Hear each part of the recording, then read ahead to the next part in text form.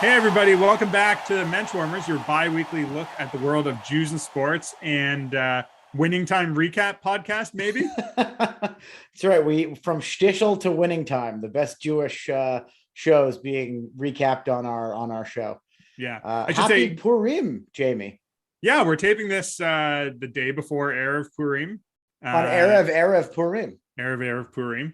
It's or Erev Purim Eve. St. Purim's Day coming up. St. Patrick's Day, Purim confluence. That seems to happen every 10 years or so. I think so. Have you prepared your Irish Haman effigy?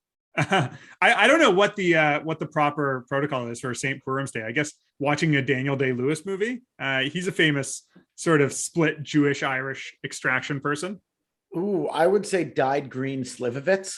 Yeah, that's not bad. Or like a mint jelly hamantaschen. Ooh, that's a great idea. A mint jelly hamantaschen. It sounds disgusting. Have you ever? That sounds terrible. But no, I encourage you to jelly. make one. You could do like a chocolate mint. Like I think you would like make like a mint chocolate drizzle to go on whatever you would make.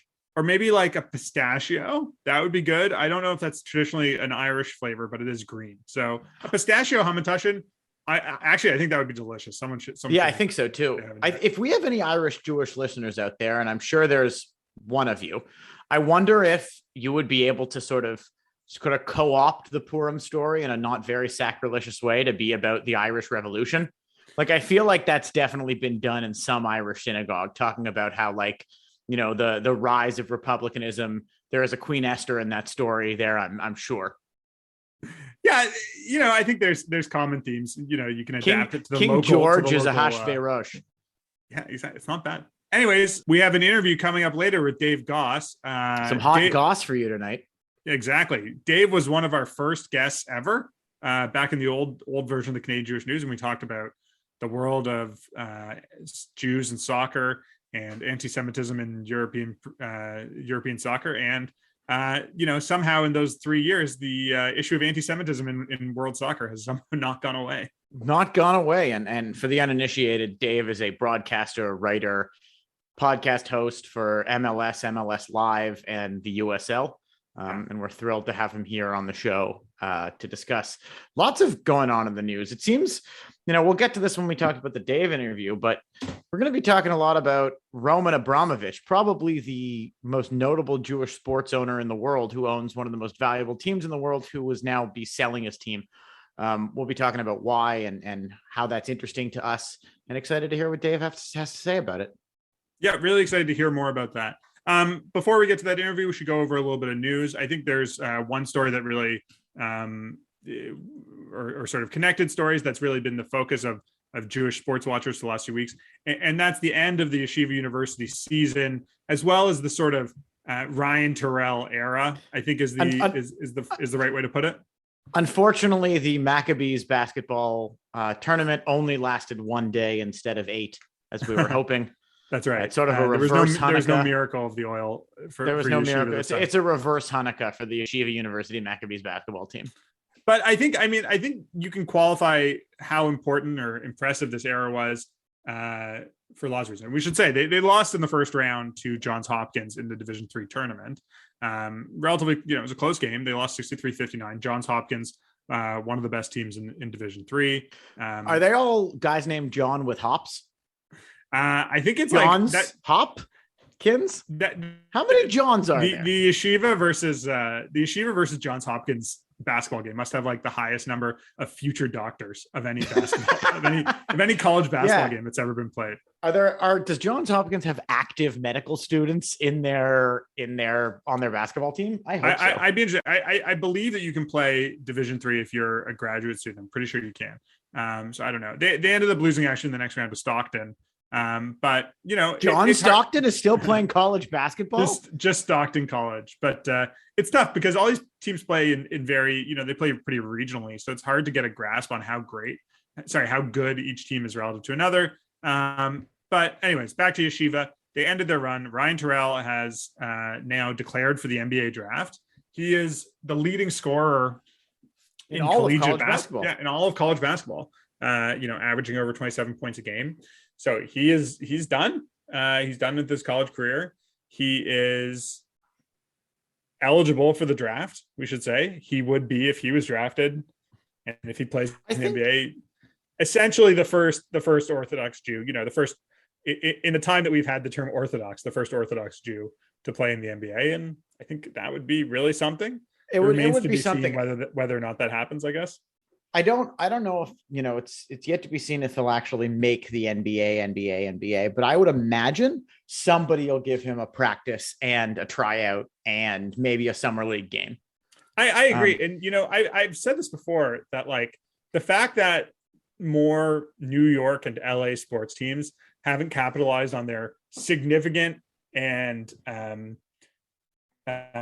let's say, very engaged. Yeah, very engaged Jewish sports fans by sort of, having some Jews on the roster. I think what I mean to say is there's a real opportunity there. So I'm not saying that, the Knicks have to put him on the bench and be the 15th man just for the sake of placating some Jewish fans. What about there's an opportunity? Knicks? I think it'd be just as big if he played for the Westchester Knicks. We'll see what happens. It seems based on, the mock drafts that I've looked at, it's unlikely he's going to get drafted. Who knows how his summer goes, showing up for scouts and doing some training camps and stuff like that. But, I think we could easily see him be an undrafted player who's signed for a summer deal, or we'll see him play overseas. So, still lots to see for Ryan Terrell. I think what's sort of so amazing is what he did for, and he is sort of this amazing player, did for the Yeshiva basketball team. When they had that winning streak earlier this year, the NBA tweeted out about how amazing it was. The national, national news organizations, ESPN, wrote articles about them. It was an amazing story. It was, a real example of, Jews excelling in sports in a way that was unexpected. And it helps, and it's good for the people. Yes, he's 6'7", which is not, traditional amongst the Jewish people, but you've got this, sort of gangly, floppy-haired kid with a little blue yarmulke sort of hanging out above his curls, above his ringlets all over his head. And they're bouncing as he's draining three ball after three ball after three ball. He just the other day, right before the tournament, the warm-up game, an Instagram reel from ESPN showed him, just with a yarmulke hanging out, knocking down three after three after three. It was great to watch. And people got excited. We got sent that clip. I got sent that clip on my personal accounts. It's always exciting when a Jew makes the mainstream news, for something other than, and he's Jewish. But this is get a load of this D3 guy, and he's Jewish. And I'm all for it. I think it's true. It's a very visible example of a Jewish athlete. It's someone who's very openly, proudly Jewish, sort of not, it's not just incidental to the fact, to his life. He's playing at Yeshiva University. So obviously we wish him well, and we wish the Yeshiva team well as well. I mean, I don't think there's any reason why they can't build on this success.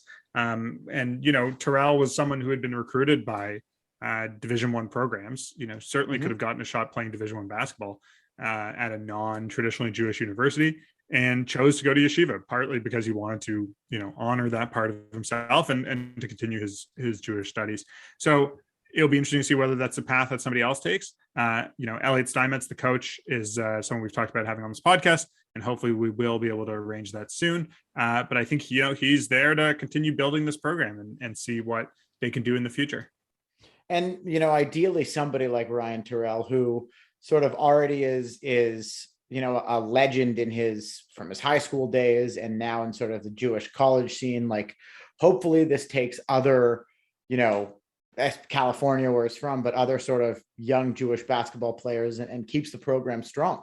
Yeah. He could sort of have a Vince Carter effect like Vince Carter had in Toronto, like Ryan Terrell might have for day school California basketball, and then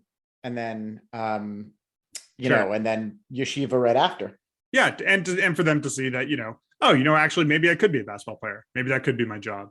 We've seen something similar with Coach Steinmetz's son, Jacob Steinmetz, I think, who made his debut today as a pitcher. He was picked in the third round by the Arizona pitched in the minor league spring training game today. Yeah, and made his debut. And again, similarly, we're seeing, we'll see. We've talked about this before. It's going to be years before we know whether he's going to be called up to the big leagues. But he's a guy who is a visible, vocal Jew. and it's great to see. It's great to see that. It's great to see that. Is there any? And is there any other kind? Well, I think the representation is the really important thing, and it's something that I hope young viewers, young sports fans are going to see and try to emulate. So good luck to them. Good luck to Ryan Terrell. This isn't the last we're going to be talking about him. No, absolutely not. Yeah. Moving to the other stick and ball sport that we tend to follow. Gabe, do you happen to catch the 5.5 day Players Championship at all this week? I did. It was great. We had a wonderful, I guess I was going to say Sunday to Monday from Jewish athletes and fair weather friends of the pod, Max Homa and Daniel Berger, who both put in great performances in the fourth round, but both fell a little short. Yeah, so Homa had a 66 on Monday, ended up at 6 under, as did Berger. They both tied for 13th, which is a great showing at such a difficult Players Championship. Berger played some of his second round on Saturday morning when it was the worst conditions, and I think suffered horrible because wind. of that. Yeah, exactly. He was part of that group that was out when the wind was the worst, and I think as a result of that, he was a few shots back yesterday on Monday and had to take some chances. He put one in the water on 15, I think. And, if it hadn't been for that risk he had to take and playing into those tough conditions, could have seen an even higher finish. And, I've said it before, but I think he is going to be in contention at the majors this year. He is putting in a good run. They both have wins. They'll both be at all the majors. Yeah. And Berger also should mention also fell short the week before at the Honda Classic. Where he was the 20, I think he was the 18, 36, and 54 hole leader, and but ended up sort of blowing up in the last hole. So he's a guy who has a high ceiling, as high as it can go. But we'll have to see whether he can control some of those impulses and really just put together some error-free rounds that'll allow him to really compete in some majors. No, it'd be wonderful to see. Yeah. And any other sports news you wanted to talk about before we get to our interview with Dave? Just another Jewish sport or Jewish athlete to follow. The F1 season starts this weekend. Okay. The Aston Martin team, helmed by Jewish schmutta billionaire Lawrence Stroll and his son Lance, whose legal name may or may not be Strulovich. We're working on it. We know that was their name. Whether or not it is still Strulovich instead of Stroll, we'll find out. But season starts this weekend in Bahrain. While they may be the only Jews in Bahrain this weekend, let's hope that they leave the country with some F1 points and can bring a little nachas to Jewish F1 fans all over the world. How did they do last year? What position? Not good. Like, is it an overall finish for the year, right? So in the overall finish for the year, the feeling was really, really high that Aston Martin would do well. They had signed Sebastian Vettel. Lance was getting better and better every year. Unfortunately, the team slipped down to 7th overall, whereas the previous season, I think they were in 5th or 4th, but they dropped down to 7th, which is a bit of a bummer. They still were better than sort of the Ferrari B team, Alfa Romeo, and the Mercedes B team, Williams. But 7th is sort of not where they want to be. So we're hoping, as fans of Jewish athletes, that Lance can get some good results in and the team does well. All right. Good luck to Lance Stroll and the Aston Martin team. Let's go to our interview with Dave Goss.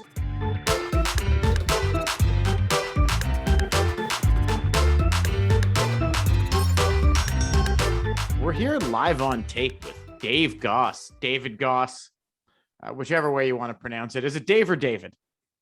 It's David when I introduce myself, but I never correct anyone if they call me Dave. Well, I'll pretend you just corrected me. We're here with David Goss, sports broadcaster, host of multiple MLS podcasts on the Daily, and much, much more, which I'm sure he'll tell us about. Dave, welcome to the show. Once again, returning guest. You're our first returning guest. The technology is way different this time. Last time I was on, there was a weird echo chamber where I was hearing everything 3 times. So you guys have really upped your game. We have microphones now. That last time Gabe and I were sitting in a room together, like huddled over a cell phone, calling you, and no one had even heard of Zoom. This was a time before Zoom, before a better this world. was just part of our normal lives. So now we're all such pros at it. We know how to interview people through video phone, but times have gotten worse in other ways. Well, welcome to the show. If you're to introduce yourself to an audience on that happy note, please, Dave, who are you and what are you doing here? My name is David. I am from New York. I live in New York because it's the greatest city in the world. It's debatable, but it's worth a debate, which makes me so happy to make people, do that in their lives, because it makes people so unhappy that aren't from New York. I've worked as a sports broadcaster now for about 12 years. I cover soccer and basketball mainly. So a lot of college basketball. I do play-by-play and color analysts and sideline reporting. And then on soccer, I work as a play-by-play analyst or a play-by-play broadcaster as well, mainly in Major League Soccer, USL, CONCACAF, women's soccer, college soccer, things like that.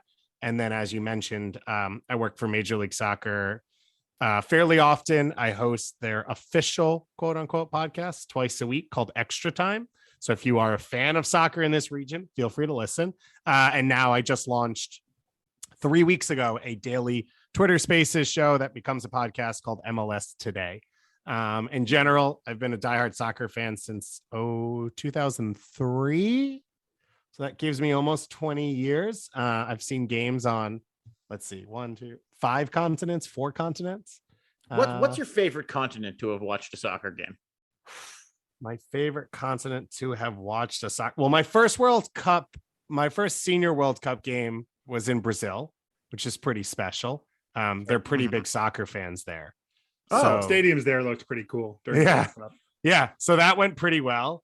Although my first World Cup game, because technically Youth World Cups count, was in Montreal at the Big Up Stade Olympique in 2007. One of the worst stadiums. Yeah, that must have been about as far from a Brazilian soccer experience as you could get.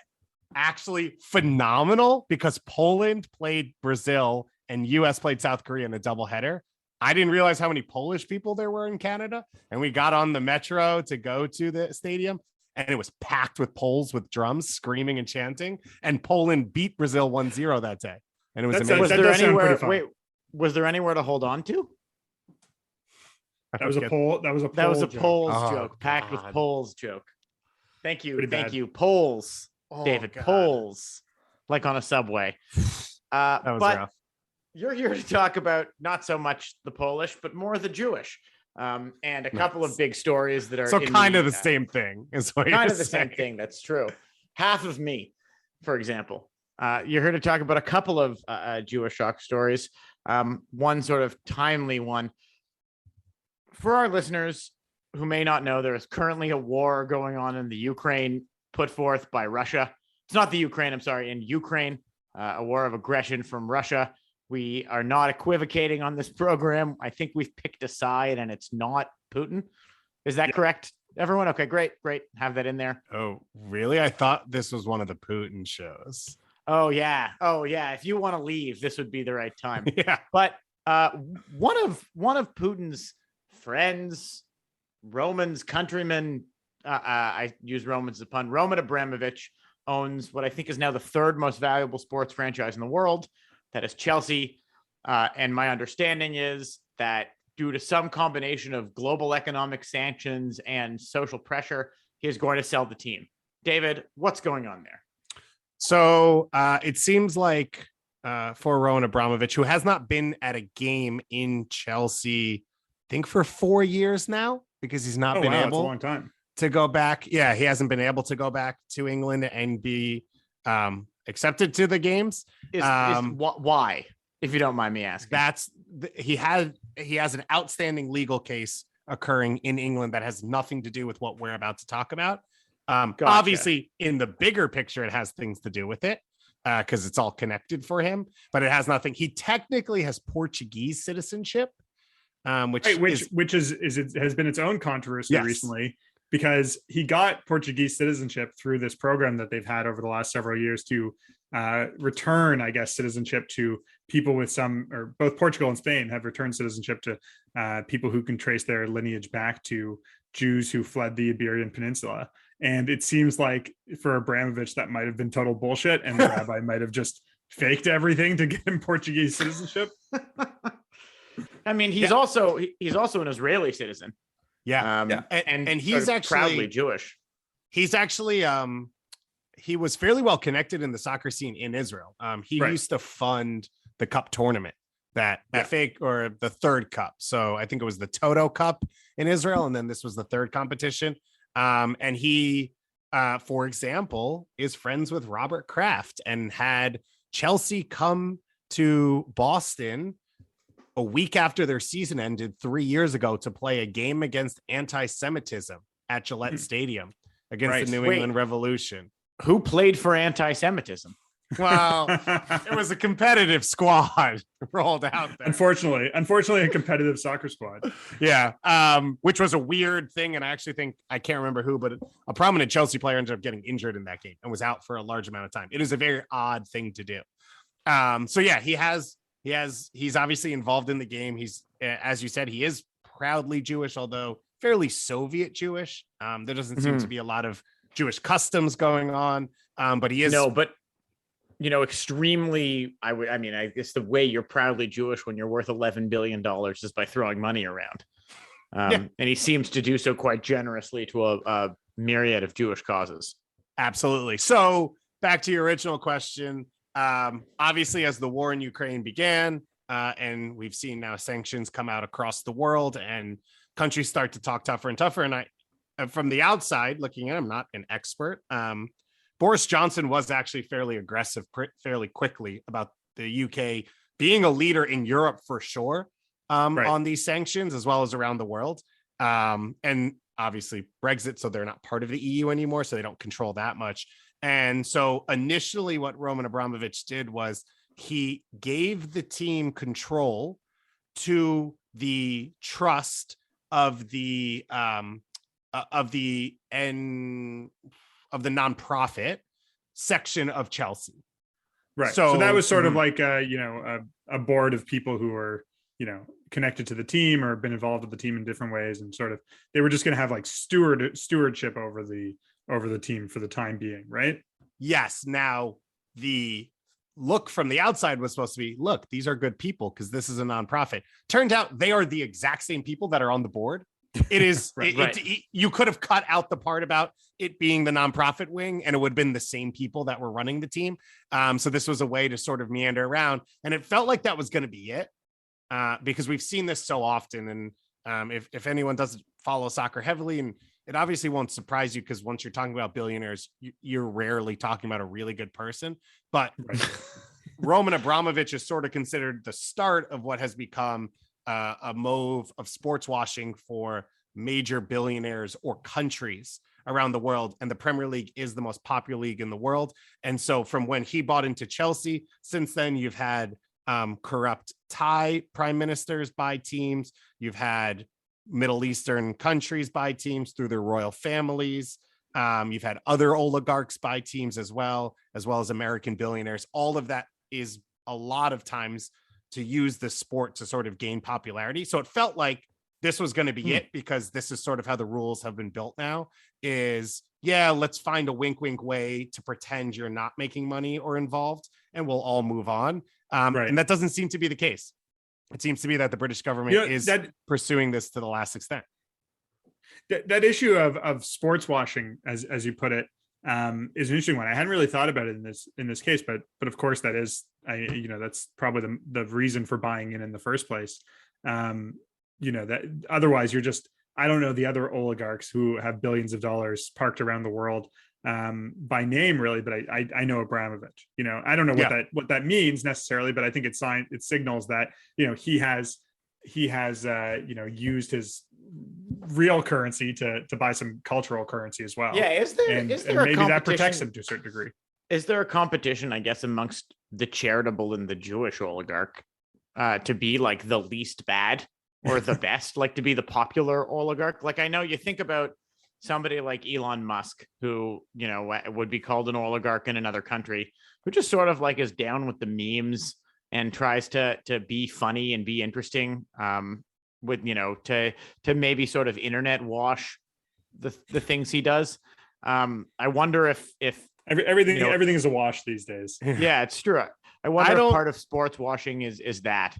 Yeah, being the one 100% good billionaire. Yeah, 100% it is. I don't think there's any Russian oligarch that's down with the memes. I don't think that's the vibe of Russian powerful men. Yeah. But 100%, I think both in terms of what you mentioned with Abramovich being popular, but also look at the reaction right now. You've got Chelsea fans who are graffitiing walls in London saying, but look at the other clubs, or he's not starting the war. Like there are people who have no association to Russia defending both Roman Abramovich and Chelsea right now. And that was the point of this whole thing. You also put Roman Abramovich in the inner circle of a group that has helped Russia over the last 20 years be normalized, which was bringing Champions League finals, bringing the World Cup, bringing European Championship games, right? The soccer world has brought Russia into Europe and put Russia on a pedestal. Azerbaijan's doing the same thing right now with Baku because they're technically part of UEFA. They host championship games. They've hosted European Championship games. They have an F1 race, all of those things. So having the Roman Olympics Abramovich, too, I think. Or maybe not. They bid for the Olympics. Yeah, they Baku, bid for the Olympics. Yeah. As in Kazakhstan, actually, which is not part of Europe, but I always find that fascinating. Do you know Gary Kasparov is from Baku? Yeah. I don't know. There's a Jewish sports connection to everything. That's all. Anyways, Dave, just to tie up in terms of where we're at now, Abramovich has said that he will be selling the team, or has sort of been forced into selling the team. And that's where we stand now, correct? Yes, it's very confusing because to sell the team, he'd have to make a profit. And right now he's not allowed to make money off the team. And so it seems like the government's going to have to take control in a certain way, dismantle it and resell it. What feels like is happening is the club will no longer exist the way we know it, rather than just finding a new owner like Steve Ballmer in place of whatever the creepy guy's name was with the LA Clippers, and we all moved on in the same iteration. It feels like this is probably going to be a death knell to the club, but we're not 100% sure. And how could a club that's been around as long and as iconically and as successfully as Chelsea just sort of stop existing?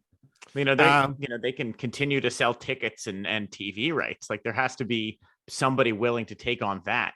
Because there's relegation. So if they drop out of the first division, they lose some of that TV rights money, and they can keep dropping. Portsmouth is a fairly large, famous club. They're in the third division. Sunderland's in the third division as well. They've got that Netflix show a lot of people follow them for. I mean, those teams are making 1/800th of what the Premier League teams are making. It's actually not unheard of for it to happen. And also what's interesting about Roman Abramovich is what you just said. Pre-Roman Abramovich, they'd won, I think, one English title. So their prestige and their history is actually fairly recent. It's one of the things the other fans of big teams hold against them. And so even if they were to just regress to that, they would be a borderline Premier League team. Something that's is there no possibility that they could just have some sort of community ownership like the way the Green Bay Packers has, or does British soccer system, like, does it require a big a deep pocketed owner to be there, able to sort of foot the bill? I mean, after all, their liabilities on a year-to-year basis are certainly in the hundreds of millions in terms of what they owe players. Now they can usually make more money than that, but do you need someone who can be there to write the checks just in case? So you definitely can have community ownership. None of these teams make a profit right now. None of them operate fully off of what they make, especially Chelsea, PSG, Man City. It's part of what's going wrong for Barcelona right now is they are fan owned. They do operate within their means. They have tried to operate like these other teams, and they've spent themselves into a debt. So there are fan-owned teams in England. Most of them are in lower divisions. There's a fan-owned team, for example, of Man U fans who left when the Glazers took over because they were the first really big international owners, and they were disgusted by the concept of it. So there is a Manchester. And let's just gloss over that they may be Jewish. let's just ignore that. It doesn't feel like that's what happened, but it could be. And then there was a team that was moved out of Wimbledon to MK Dons, and the Wimbledon fans recreated their team. All of them are in the 4th or 5th division. So most likely, if that's the route that it went, they would no longer be a Premier League team. So that's interesting. Sorry, go ahead, Gabe. Sorry, go on. I mean, if I have a cultural question about Chelsea, just sort of reminding this, Chelsea sort of has been previously, as you mentioned, they weren't very successful. They were also somewhat of a haven for the National Front Party of Britain, very famously, the modern 70s neo-fascist, outwardly racist party of Britain. National Front fans tended to be Chelsea fans, if my British soccer history is correct. You are correct. And or vice versa. And Abramovich bought the team, spent a lot of time and money kicking anti-Semitism out of the stands in both Chelsea and elsewhere. Do you think that elsewhere in the Premier League, do you think with the team relegated and perhaps not having such a big owner, this sort of fan group could come back? The racist ultras, not just your casually racist ultras, the actual, straight up, will the National Front take Chelsea over again if they're playing against Wrexham and or Huddlesmith or Piddleton or whatever? I think you named 2 real teams in there, so that's not bad. Wrexham is owned by Ryan Reynolds now, so that's why I've heard of it. I think Piddleton is from a Mitchell and Webb episode about cricket, but nice. Anyway, the Premier League is pretty sanitized now. It's NBA, NFL levels. A lot of that stuff was when the stadiums had standing room only. It was less restricted. There wasn't as many TV cameras around. And we've seen Chelsea went to play PSG. Chelsea fans were in Paris. They got caught on video chanting racist things at a black person and then pushing him off the train.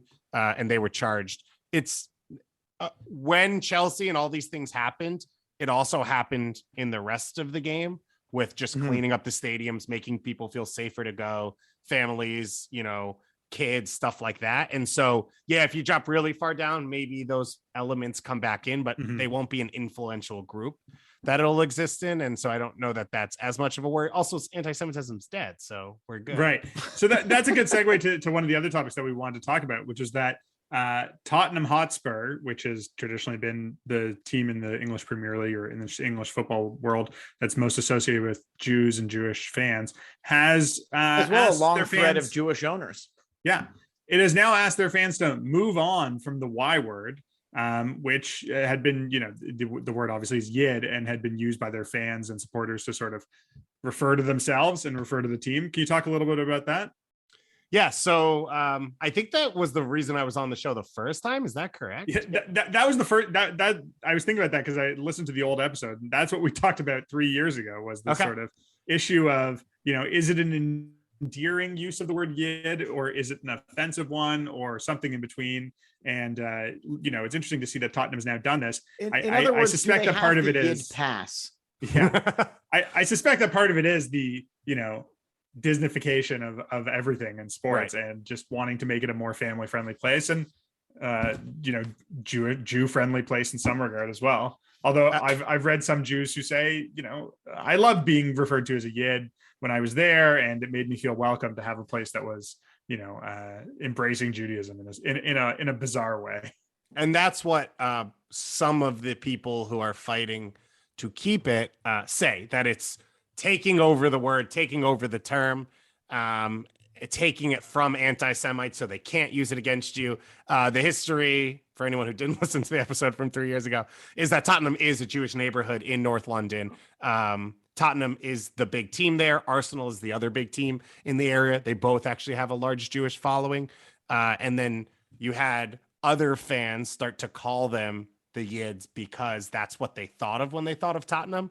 And it sort of had its ups and downs, but there have been moments where Tottenham has embraced it to sort of fight back. I think I told the story on the last show of them having a large amount of Jewish fans come and at the same time all show their, I don't know what we call it, Megillas to the crowd to show the circumcision and be pro Jewish. And so they came to this term, which was Yid Army. They are the Yids, up the Yids, a lot of terms that every sports team, or sorry, every soccer team uses. They just were putting the, Red Army is what Arsenal calls themselves. Up the Gunners is what Arsenal says. So these are not terms that they're making up. They're just putting Yid in there.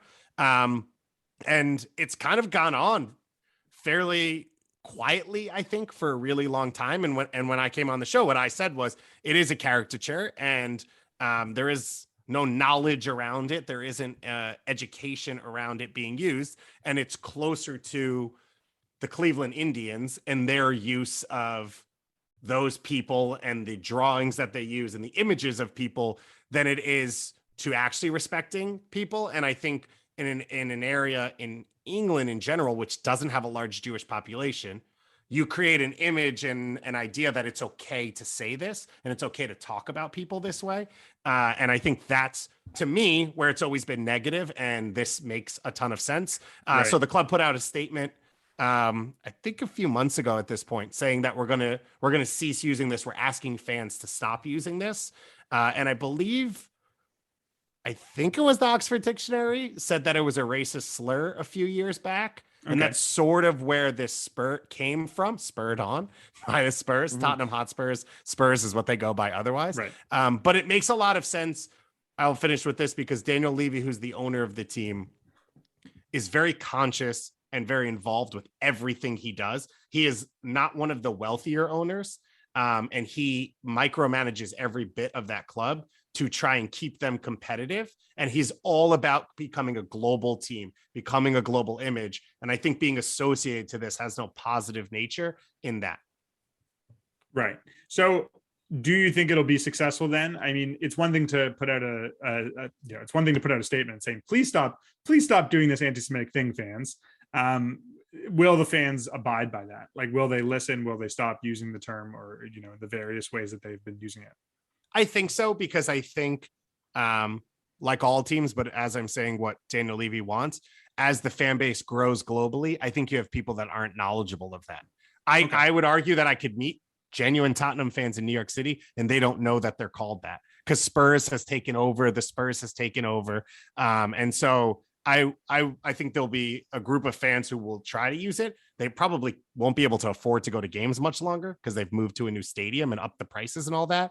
And my assumption would be the average fan isn't even engaged in that. They don't consider that a huge part of their fandom. And so I wouldn't be surprised if it goes away fairly easily.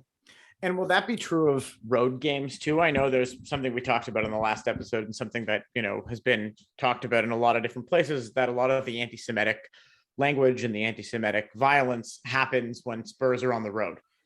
Anti-Semitic things that Chelsea fans, or maybe not necessarily Arsenal fans, but fans all over England and even in the Champions League would chant at players and rival fans. Is that going to go away too, or is there always going to be some element? Probably not. You have fans throwing bananas at black players across some of these stadiums. So that's not really, I wouldn't be surprised if it continues on in away games in Italy, in Eastern Europe, Spain, wherever else that happens. And also what you tend to get is the away traveling fans are the hardcores. They stir up a different level of animosity from the home fans. It's a different atmosphere and environment than the average fan who goes to a home game. Because to take the time to travel, to be able to get a ticket means you kind of have to go to everything to be like first on the list to get a ticket. You end up getting sort of the worst atmospheres out of the away fans, and then their experience with the intense home supporters and what's going on. Interesting. Very interesting.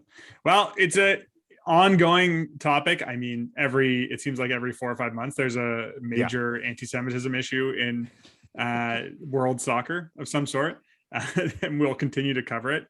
And Dave, hopefully be able to have you back on for a third time. You can be our first three-peat guest to talk about the next. I'm going to be the Tom Hanks or whoever's leading us. Exactly. The Fox Timers Club, exactly. We'll have to have you back on in a few months, and you can tell us if there are any Jewish players playing in the World Cup in Qatar. Yeah, that'll be fun, huh? That'll be a good one for people. Will they be allowed into the country? I think they have to let them in. Part of sports washing is pretending you don't care about these things until 20 minutes after they leave. It might be a non-issue. I don't actually know if there's any Jews who will make it on any of the national teams. I mean, I just don't know if there's any based on any of the countries that are there. Does DeAndre Yedlin still play for the USA? So. He is on the border of being a player for the team. He was in the last camp. He came back to MLS a few weeks ago to sign with Inter Miami, who are the worst team in the league. So that might affect him.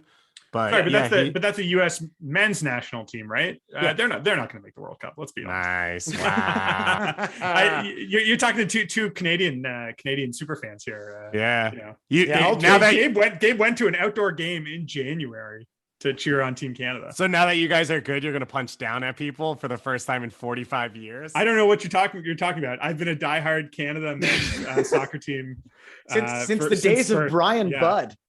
Absolutely, that guy. I've never heard of that name either. The Budgie. Oh, he was. I think he was on the '85 World Cup team. Well, there was no World Cup in 86, whatever it was. The last time Canada. Our country hasn't made the World Cup since before we were born, and I think everyone is like, Dave, you probably don't know this, but I mean, similar to New York, where I'm sure during the World Cup and Euros, you have local ethnic communities groups from different countries. Yeah, going the nuts enclaves for their really teams, show their way. colors. And I think that, obviously they're not going to stop cheering for Greece or Italy or Portugal or whatever country they want to cheer for. But I think the amount of soccer fans there are in this country is going to be very much behind Canada as well. At the very least, the second team, and the support for Canada is going to be amazing. I think it's really going to be a really fun scene. It's been, 36 years since we've made a World Cup, and it looks like we're making it this time. So, and they're good. Excited. They're good. They're fun. They're young. It's gonna be really special. I cover them a lot, obviously, because MLS is a bi-national league, and so we cover them. And I've somehow become the Canadian on my platforms because we don't actually hire Canadians, which is its own problem. So I'm the representation, and I've been most positive about them for the longest because I felt like this was coming. And so, I'm really excited about them. I'm excited about what they can do against really good teams because they're sort of set up well to counter. And so sit deep, counter Alphonso Davies, Jonathan David, Kyle Larin, guys like that. So I think they could be a threat and they could be fun. It's funny. I actually, you might've been there, David. I don't remember. I was at a Canada versus USA game in November of 2019, where there were about, I would say 500 people in the entire stadium. You guys won that game. Yeah, and Canada beat the US, and that was the day it felt like it all changed. That since then, the Canadian team has really started to pick up and get quite good.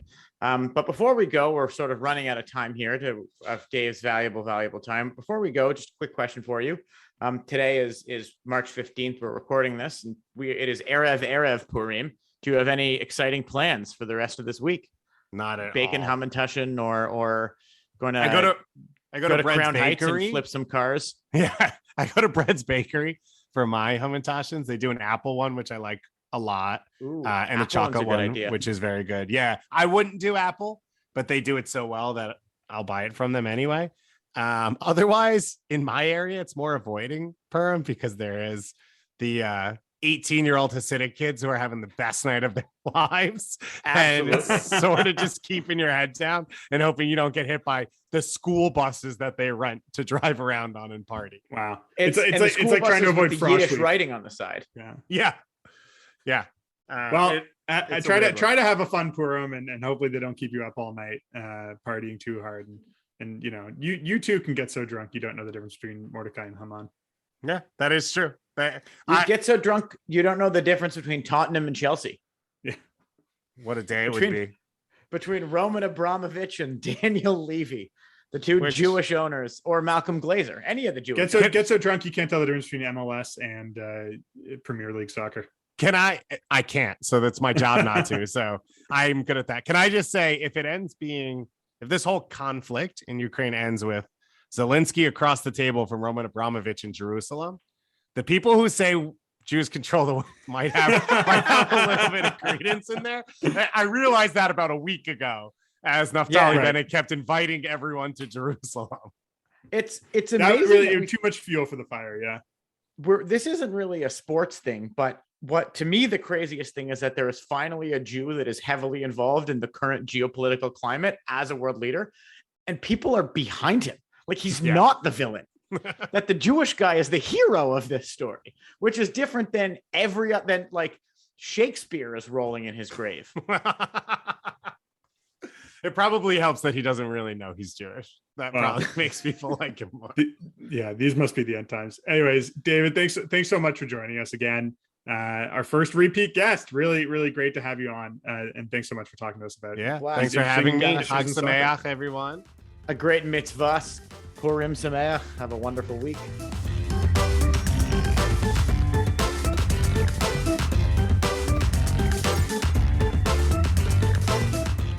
Big thanks to Mr. Goss for appearing on our show for the second time, our first repeat guest, coming in and bringing that wonderful insight and information he has, soccer the globe over.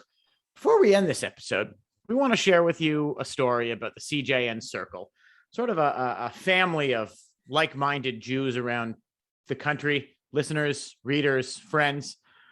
Those who have joined the CJN Circle receive a quarterly magazine that features yours truly, my partner James, our producer Michael's editorial guidance, and a weekly printed home edition, which may or may not feature all three as well, including the country's Jewish news. Finally, if you're a member of the CJN Circle, you'll get exclusive email newsletters and invites to events, which, once again, may or may not include the three of us. It's a known unknown whether or not we'll be there, but something we're very excited to share. So you can join at the cjn.ca/circle, and that's the word circle, CIRCLE, not an actual circle that you'd make on your iPad. Yeah, Gabe, you and I wrote a piece that should be appearing in the print edition soon about who is the Gadja, the greatest of all time. I can't remember the acronym. Greatest all-time diaspora greatest Yiddish all-time athlete. diaspora Yiddish athlete. Yeah, a play on the term GOAT. But we debate who is the greatest Jewish athlete of all time. And we will be hosting a little Mensch Madness this month with a online voting for who is the greatest Jewish athlete of all time. So look out for more details about that. We should have links to that and the voting soon to commemorate March. You know, Gabe, it's my favorite time of year. It's Purim's coming up, a few days. Passover's not long after that. And you know what that means is the baseball season's coming back soon. So it's the best time of year. It's so soon. I'm very excited for the Gadya tournament because we'll finally find out in the who will be victorious in the ever exciting matchup of Ali Reisman and Bill Goldberg. Yeah, exactly. And will it be Koufax? Probably. Do we know for sure that it's going to be Koufax? No, we don't. Did you see that they're putting up a Sandy Koufax statue at Dodger Stadium? Yeah, apparently they're doing it on a Saturday, which is insane. They should not do that. My reaction was the same as everybody else's online, which was, I can't believe there isn't already a statue of Sandy Koufax at Dodger Stadium. It's Sandy Koufax. Do you think they were waiting for him to die? Maybe that was the plan, and thank God he's lived as long as he has. Yeah, he's just kept going. But I bet you, them doing it on a Saturday afternoon game, like I bet you they changed that. Yeah. Somebody will say, and they'll move it to Rosh Hashanah or something, and then somebody will complain again, and then they'll move it to an average Sunday. Yeah. So excited for spring, excited to bring back the baseball Passover Seder, which I will be hosting again on this podcast. We have so much Passover content prepared for you guys. Yeah, so we're really excited for that. Keep listening to Menschwarmers wherever you can. There was a good article on CJN and video from podcast host Alan Besner showing how exactly one should subscribe to a podcast. So, ask your children, ask a younger nephew to show you how to do it. And, please like and subscribe to Menschwarmers wherever you can, rate and review us wherever you can. As always, we are hosted by the Canadian Jewish News. You can read all the Canadian Jewish News articles and content at the cjn.ca. Our executive producer is Michael Freeman. And you can follow us on Twitter at Menschwarmers. Oh, and a happy Purim.